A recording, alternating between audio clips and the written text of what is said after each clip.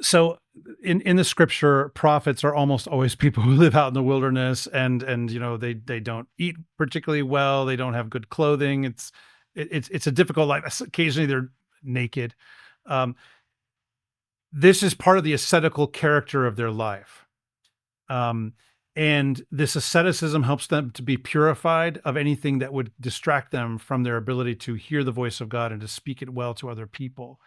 Um, but also, they are liminal figures. And so, as a result, the desires of the flesh, whether it's for food or clothing or comfort or whatever it might be, and even for marriage, I mean, most of the prophets are not married. All of these things that are part of the kind of the natural human order in this way, they set these things aside because of the place that they live, which is on the border between the divine and the human. And so they're in some ways they're living the angelic life right now. And so that's what gives them this uncanny character that they have. And they behave in these sometimes strange ways and don't have any of the luxuries of regular human life. The blindness of the prophets. Tyreus in Oedipus, and obviously many other blind oracles in ancient literature, in mythology, also in fantasy and even science fiction. It's kind of a recurring trope. Right? The blindness of the prophet, the blindness of the poet. So much so, by the way, that the patron saint of poets is Saint Lucy of Syracuse, who is also the patron saint of blind people because she had her eyes put out by the Romans. But her name is associated with light, with illumination, with insight, right? But she herself, she was blinded. But she's in the Divine Comedy. She's Dante's sort of great patron as a poet. This is why in the episode that we recorded today, I made a reference to the fact that all poets are blind.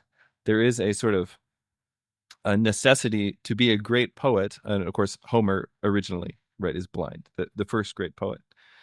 To be a great poet, you have to have a certain blindness to the world around you, and it goes back to that idea of asceticism, this idea that you have lost the ability to see the world around you so that you can see something that the gods have to show you. You can see something about the spiritual realm. You can see something about the unseen world that other people do not have access to. To mention Dante again, Dante begins the poem in a sort of a state of blindness. And so the thing that he has to actually experience is the strengthening of his vision so that ultimately he can look upon God.